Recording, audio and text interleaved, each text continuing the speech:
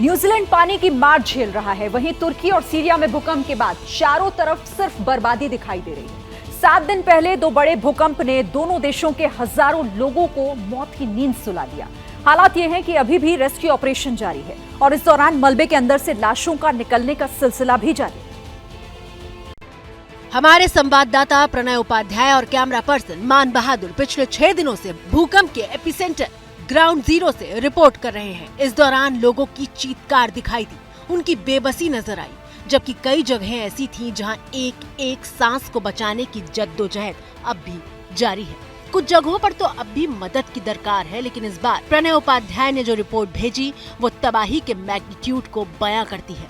हाते प्रोविंस में जमीन किस तरह टुकड़ों में टूट गई, किस तरह जलजले की वजह से 200 मीटर चौड़ी दरार पड़ गई, ये सब कुछ कैमरे में कैद हो गया।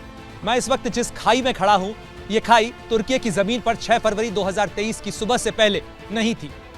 तुर्की में 6 फरवरी को आए भूकंप ने धरती का सीना किस कदर फाड़ा है, इसका अंदाजा आप इस तस्वीर और इस खाई के साथ लगा सकते हैं। कितना ताकतवर वो भूकंप था जिसने धरती को इस तरीके से फाड़ दिया, चट्टानें तक फट गई और इस तरीके से चट्टानें यहाँ पर टूटी नजर आती हैं। मोटी मोटी भारी भारी चट्टानें, जैसे किसी ने नीचे से विस्फोट किया हो।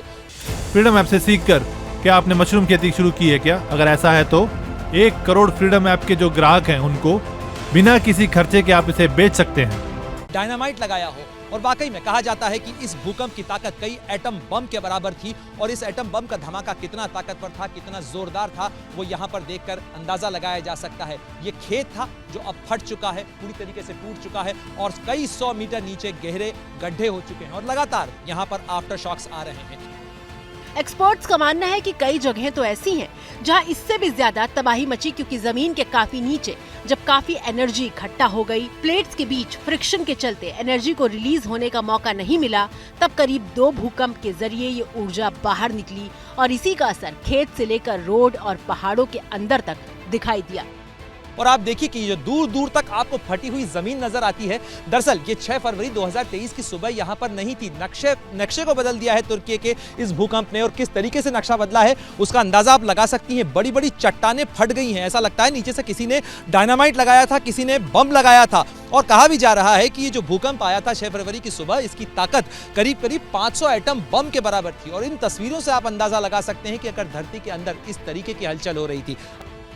तुर्की में तो फिर भी रेस्क्यू ऑपरेशन के लिए रिसोर्स मौजूद हैं, लेकिन सीरिया के लोगों की सुनने वाला शायद कोई नहीं। सीरिया में कई जगह ऐसी हैं जहां अभी लोग खुले आसमान के नीचे रात बिताने को मजबूर हैं, क्योंकि कई जगह टेंट्स तक मयस्सर नहीं है। इसीलिए शायद यूनाइटेड नेशंस को कहना पड़ा कि सीरिया की मदद न कर पाना इंटरनेशनल फेल्योर है, और जो लोग ऐसे हालातों में भी बारूदी वर्षा कर रहे हैं उनसे सीरिया के इलाकों में जंग रोकने की अपील की गई।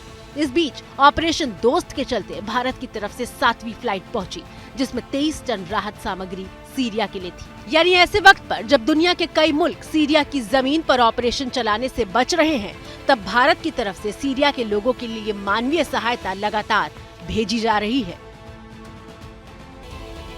भूकंप से पहले तुर्की और सीरिया संभल जाएंगे, लेकिन महंगाई का भूकंप झेल रहे पाकिस्तान के पास कोई चांस नहीं है। पाकिस्तान की इंपोर्ट कैपेसिटी रसातल में पहुंच गई है। हालात ये हैं कि कच्चे माल का पाकिस्तान पहुंचना बंद हो चुका है, फैक्ट्रियों पर ताले लटक रहे हैं और हजारों लोग बेरोजगार होकर सड़कों पर पहुंच गए हैं। जिन्नालैंड में अवाम के कान में नारा फूका था, एक हाथ में कुरान, दूसरे में एटम बम, लेकिन कंगाली आई तो नारा बदल गया। एक हाथ में कटोरा है, दूसरे में फांसी का फंदा हो गया। पाकिस्तान को कर्ज मिले तो ठीक, वरना खुदकुशी का रास्ता खुला है।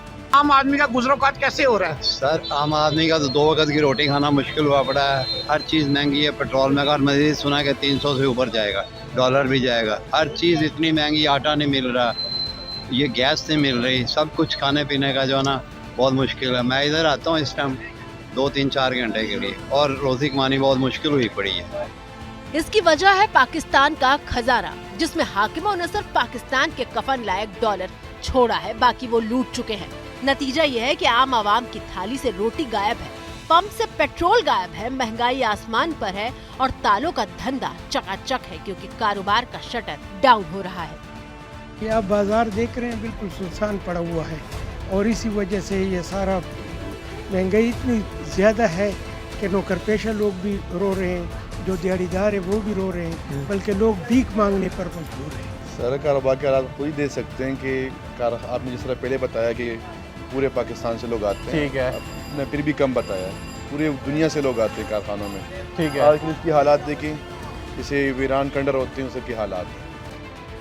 पाकिस्तान के पास इतने डॉलर भी नहीं बचे हैं कि वो फैक्ट्रियों के लिए कच्चा माल खरीद सके। कंपनियों का कहना है कि उन्हें कच्चा माल नहीं मिल रहा, कंटेनर बंदरगाहों पर अटके हैं और इम्पोर्ट क्राइसिस के चलते फैक्ट्रियां बंद हो रही हैं। टायर और ट्यूब बनाने वाली company Gandhara tyre and rubber company limited ने प्रोडक्शन रोक दिया। धागा बनाने वाली सिराज टेक्सटाइल मिल्स 31 मार्च तक बंद कर दी जाएगी। पाकिस्तान में आर्थिक संकट का सबसे बुरा असर टेक्सटाइल उद्योग पर पड़ेगा। माना जा रहा है कि लगभग 70 लाख लोग बेरोजगार हो सकते हैं। शहबाज को पता है कि उनके मुल्क को अब खैरात ही बचा सकती है, जिसके लिए वो एक बार फिर हाथ पैर मार रहे हैं। बक्से से नए कटोरे निकाल रहे हैं, नए दरवाजे तलाश रहे हैं। फ्रीडम ऐप से सीखकर क्या आपने मशरूम खेती शुरू की है क्या? अगर ऐसा है तो 1 करोड़ फ्रीडम ऐप के जो ग्राहक हैं उनको बिना किसी खर्चे के आप इसे बेच सकते हैं।